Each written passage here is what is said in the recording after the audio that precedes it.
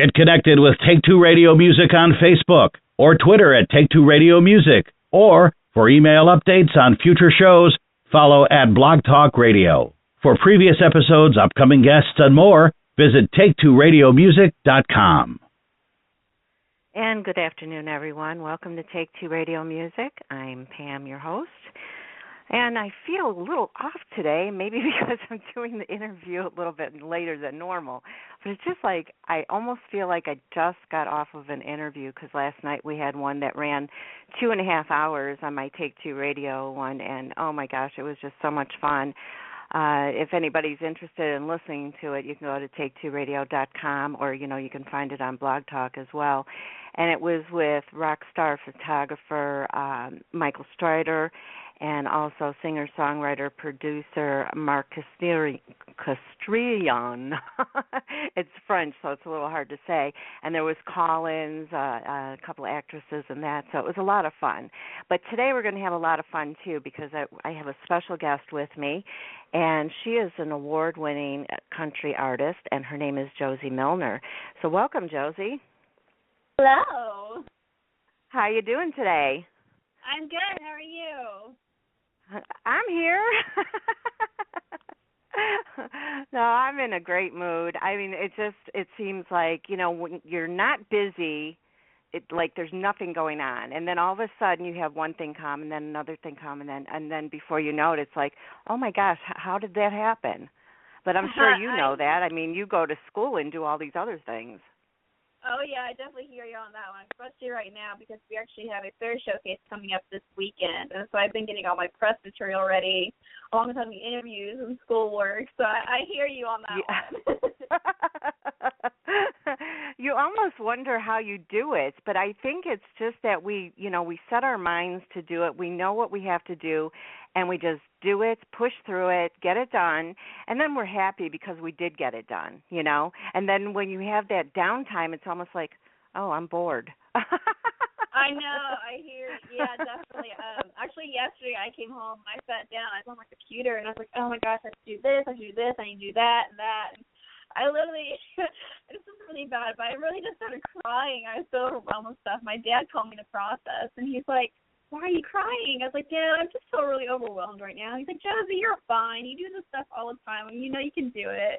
I was like, yeah, I know. I just feel it right now. And so I hung up, and I stopped crying, and I wiped the tears away. You know what? I'm getting it done. I sat down, I buckled down, I got everything done. So I just had to have my little drama queen moment, I guess. Yeah. I think we all do that at times, too.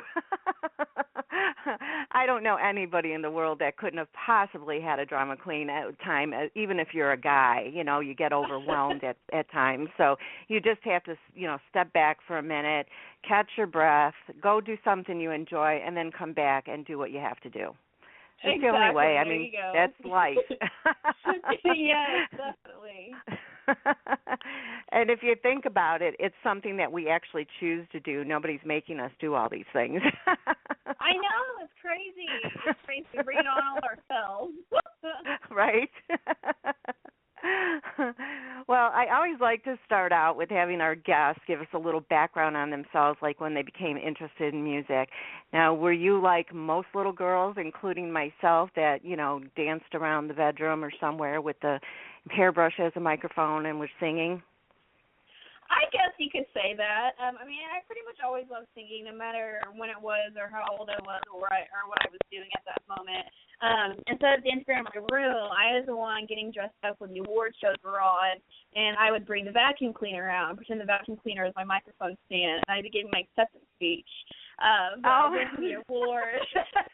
So that was me. But, I guess it's something I've always kind of rated whenever I've been doing anything. But I think stuff really started whenever I started singing the national anthems at my rodeos. I actually did rodeo for 8 years before I got into music. And it was singing the national anthems that I was invited to sing at the National Guitar Convention in St. Louis, Missouri back in 2010. And that was a whole new, complete thing for me. I never really performed on a stage before like that. So that was a whole new experience. But I got up there and I loved it. I love the fact of being on stage and providing entertainment for people and just the rush I got from it. I thought it was pretty awesome. And whenever I got done, I had a lot of people come up to me and say, hey, you have something here. You need to run with it. So kind of getting that kind of recognition for being so young. At the time, I was only about 14 years old. So to get that kind of recognition, wow. I was like, well, maybe I might pay attention to it. So that's when I kind of started looking into things. We started getting the band together and really started working on the career. So. Yeah, and to sing the national anthem for one of your first things to do, my gosh. I mean, there's adults in this world that are terrified to do that, and even the professionals, because it's such, a hard song, and of course it's, part of the United States, and people sing that song at sports places and rodeos and everything, so it's something that you just do not want to mess up on. I mean, how did you practice for that? How did you get yourself ready for it? That thing, I just kind of went with it, honestly. I mean, we kind of listened to a couple different recordings of different artists singing the national anthem. I just kind of picked up on what I liked and kind of what I wanted to do. And, it definitely, I don't know if I'd necessarily call it intimidating, but it definitely kind of made me, I guess you could say, stand up a little bit taller or kind of appreciate it a little bit more. I wasn't scared to do it. I was just kind of, I don't know, excited, I guess you could say. But, to have such big shoes to fill, especially whenever I started doing it so young, it was pretty awesome. I mean, people ask me all the time if I was nervous, and I honestly never was nervous. I went up there, I sang it, and I walked back down and got on my horse and got in the arena. So it's just kind of another day experience for me.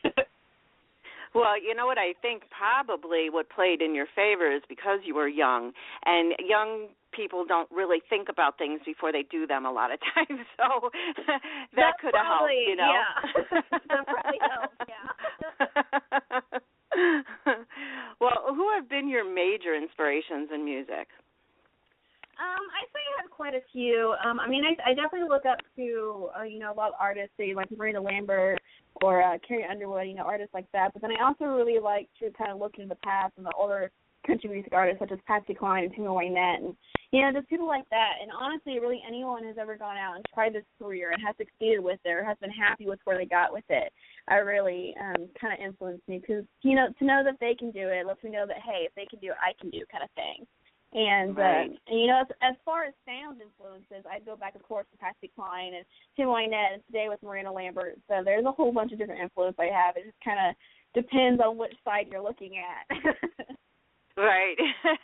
But they're all great artists to look up to and to follow, to get your career going and to inspire you on what you want to do. Of course, you'll still write your music the way you want to write it and not write it exactly in the way they do it, and sing it the way you want to. You have to make it your own, and which you have completely done, by the way. So well, you really... Yeah, you really, really are a great singer, and I absolutely love your music. So I am definitely going to be one of those people that are going to follow your career, and I know you're going to be having a big career. Well, thank you. I appreciate that so much. And, I definitely really take a lot of pride in my music, kind of making it my own. And, I'll be out performing, and I'll have people come up to me like, oh, my gosh, you sound so much like, say, Miranda Lambert or Carrie Underwood or whoever else I've been compared to. It's like, oh, well, thank you. Thank you so much. It's always a huge honor to be compared to them people. But really, right. I just want to be Josey Milner. So, right. Really nice. Thank you guys. But so. Yeah, there's good and bad to that. But, no, you definitely have your own style of music. So that's a good thing. Now, when you write your songs, do you use a guitar or do you just sit down and write it first and then go with the guitar or anything like that? Well, actually, the songwriting process is actually pretty new to myself. My producer and I were actually working on an EP. We're going to have, hopefully, an EP out within this year, and we're writing the last song on that EP. And like I said, the songwriting process is completely new to me, really. And but for right now, I think it's just kind of starting with the lyrics. You can always put music behind it whenever you get the lyrics done, because every good song starts with good lyrics. Because whenever you add music to it, it should just amplify the song and make it better. So exactly. I definitely do think it starts with lyrics, though. Now, what inspirations do you get to write songs? Is it life around you, something you've been through, something you see somebody else go through? Is it all of the above? I definitely would say it's all the above. I think good country music is all about stories that it can tell and how people can relate to them. And, the best way to relate is you tell your own story, because you're probably not the only one that's dealt with something like that or gone through an experience like that. And so right. yeah, it's definitely just everyday life and stuff that I've experienced or chances I've had or opportunities or, you know, people I've met. So it definitely, it's just whatever, you know, just whatever happens. Yeah, that's very true. A lot of people, that's why they actually will love a song and become a fan of whoever has written that song or sang that song, because they will feel what you're feeling in that song, what you wrote about.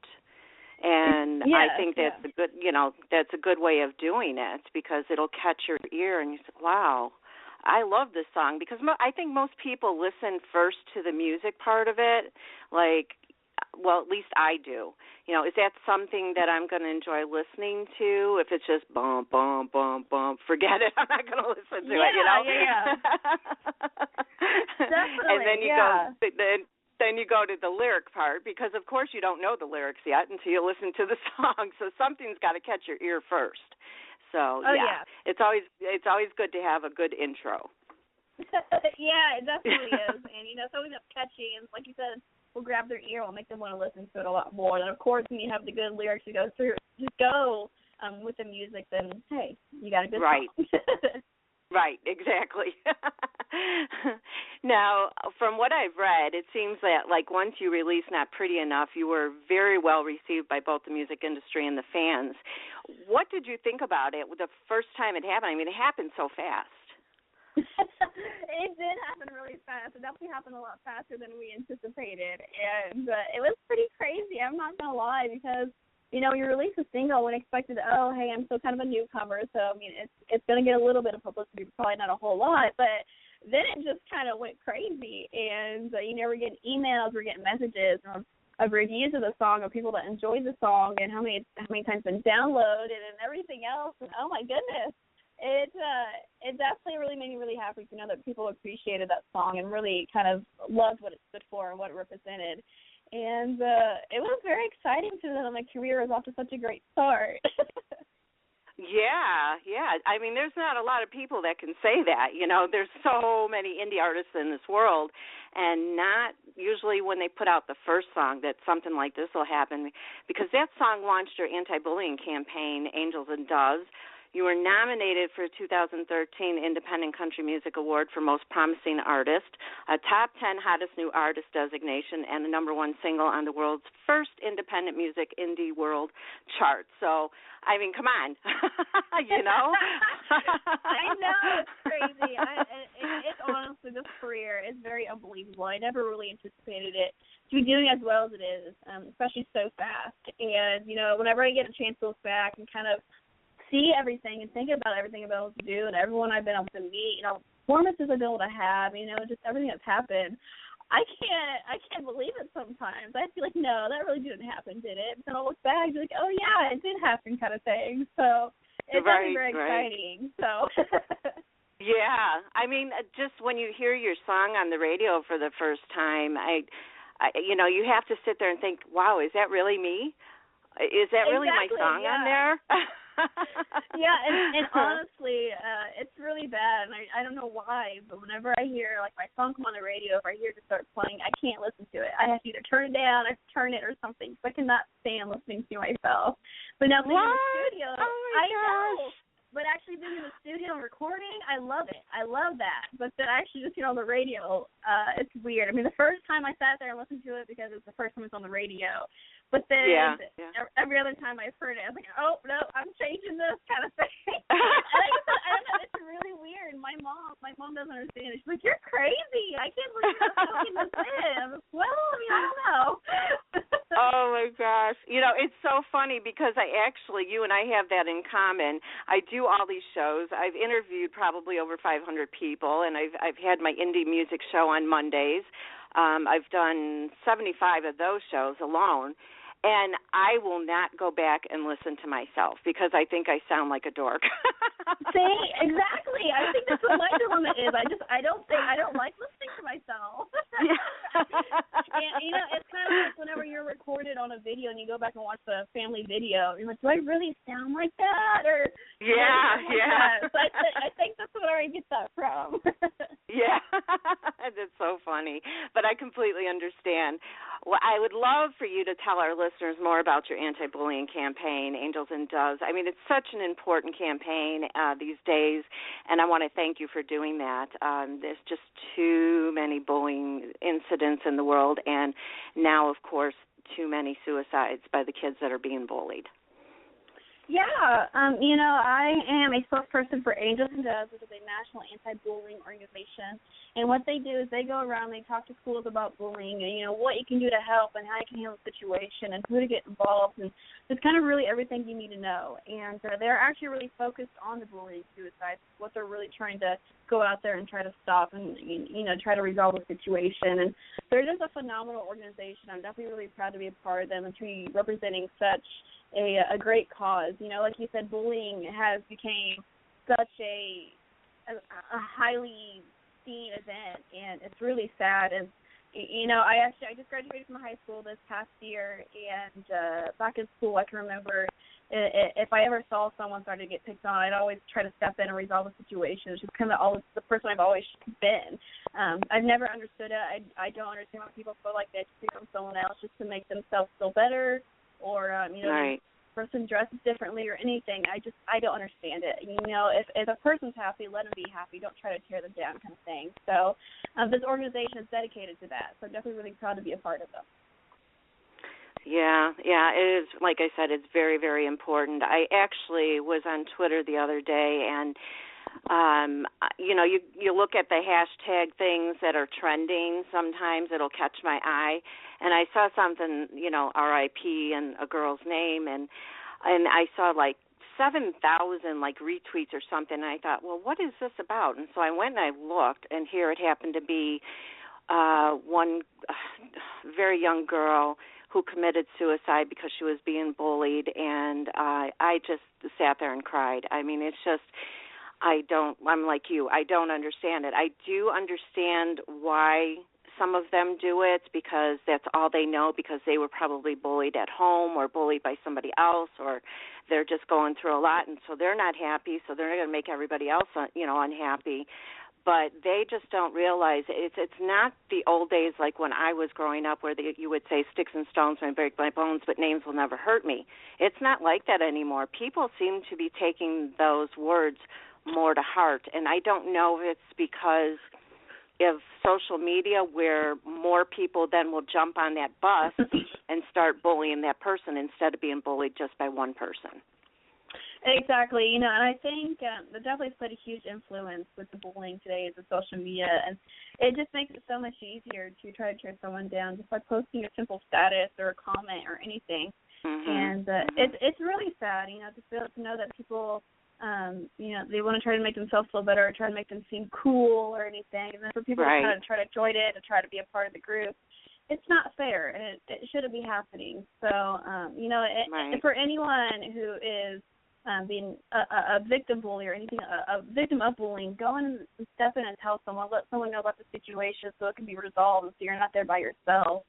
And, just make sure it gets handled, because if it doesn't, then things might just keep getting worse. And, definitely just kind of look for the signs and stuff to talk and communicate and just let people know what's going on. Right. There's always going to be somebody there that's going to help you, even if you don't want to go to your parents. Go to a teacher, go to an aunt or an uncle, go to your best friend, somebody. Just talk to anybody. Even call the 800 number that they have for it, and unfortunately I don't have that with me, but, call that and just talk to somebody and have them help you through it and save yourself. You are worth so much more, and you shouldn't take it hard. So. But anyways, again, thank you for doing that, and I know there's more people out there like you, but we still need more.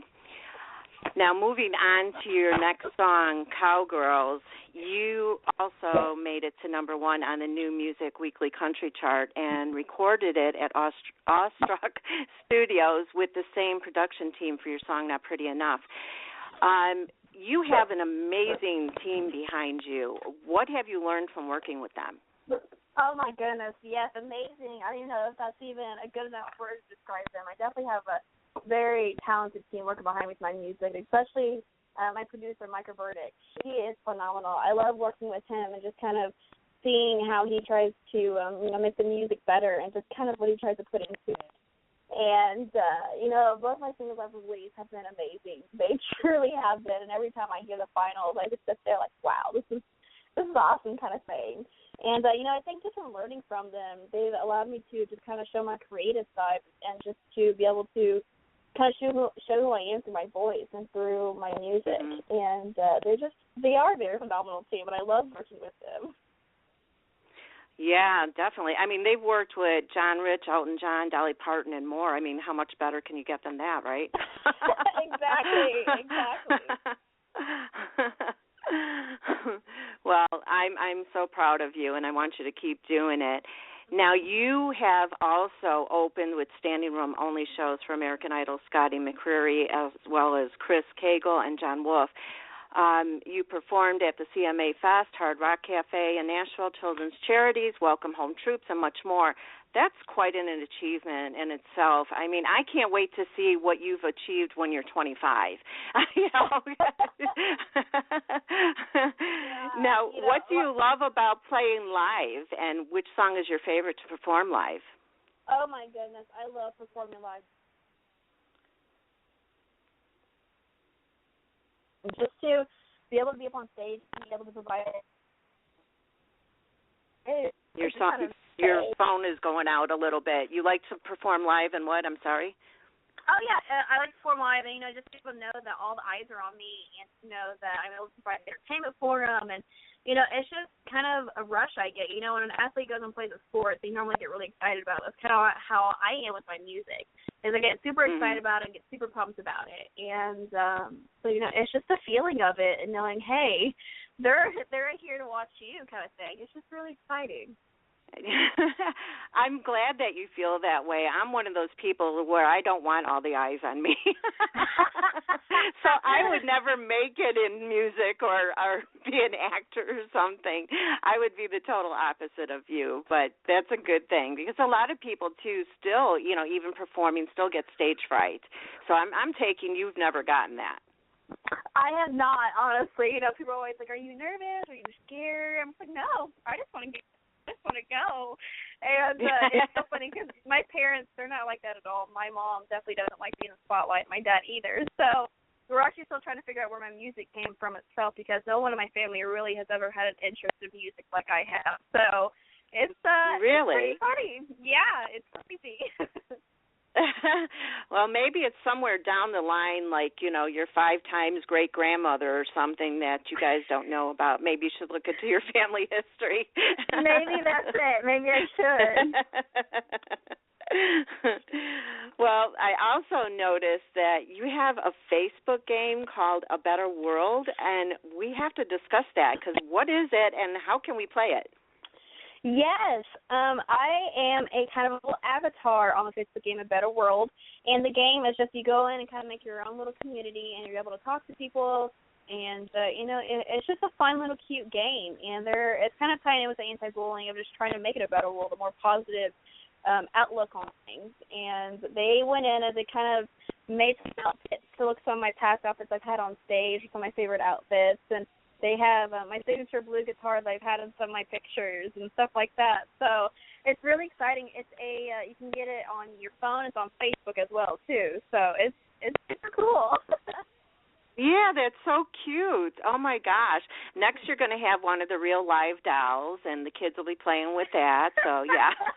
There you go, a little Barbie doll, yeah. Yeah.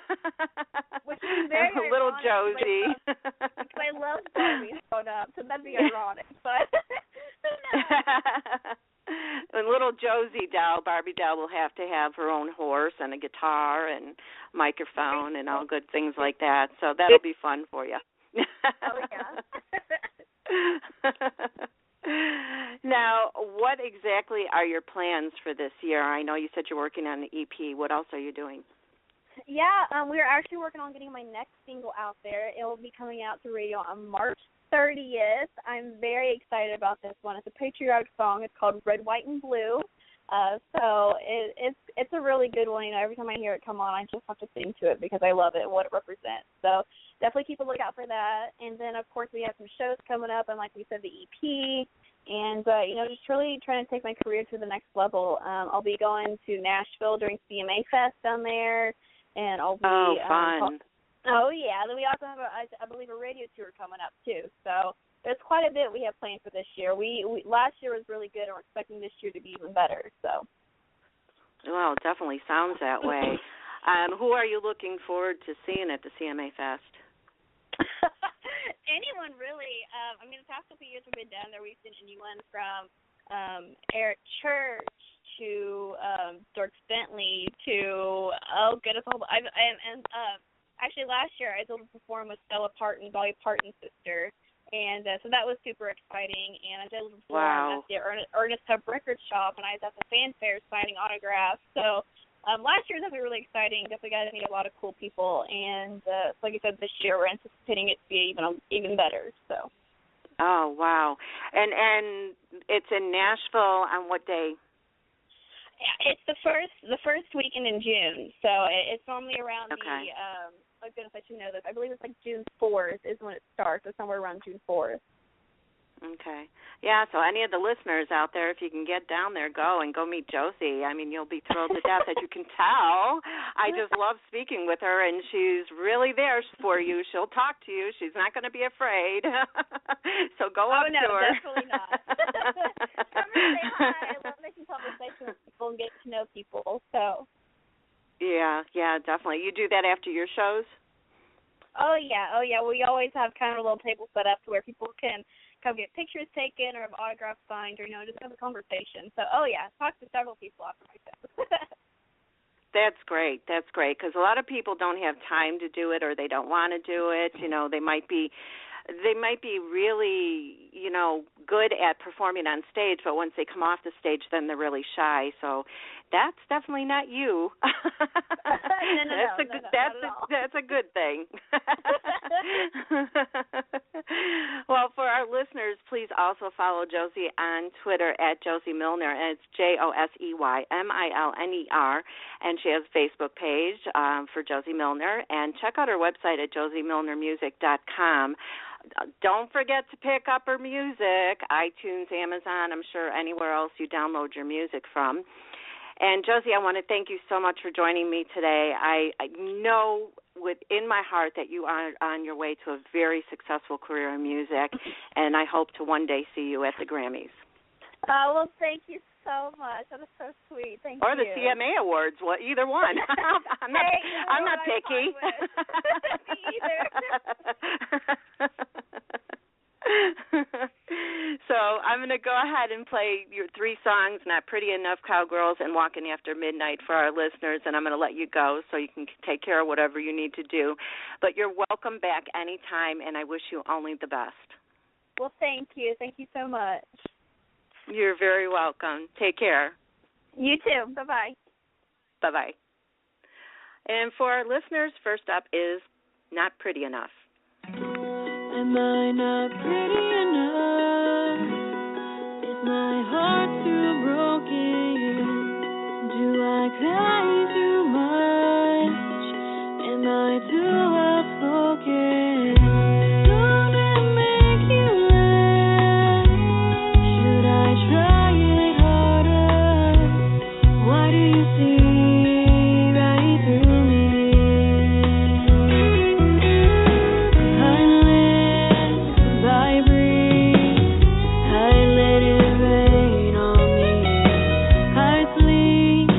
I wait.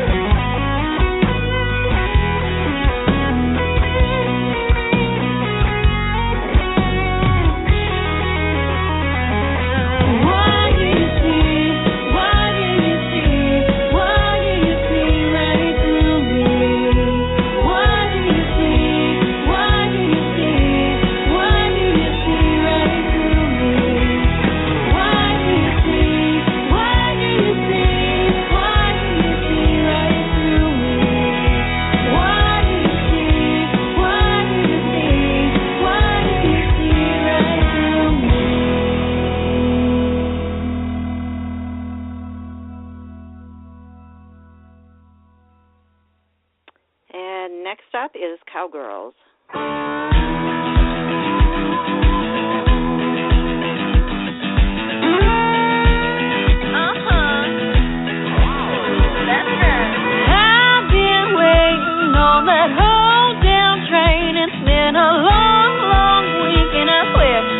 Gonna get my way with my Justin boots and my Miss Me jeans, my favorite wet and wild lipstick, number 503. It's time right now, let's throw it down. All you girls stand up, put your hands up, come on, let's rock. Gonna go all night, gonna watch the clock on what we got. Come on, let's take a ride on top of the world.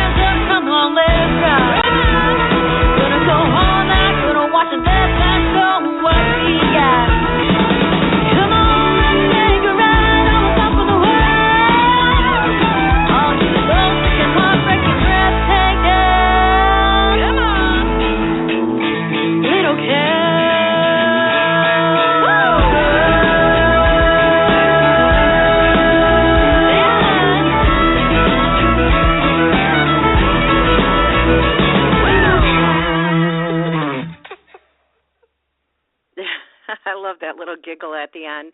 It's such a fun song. Next up is Walking After Midnight. I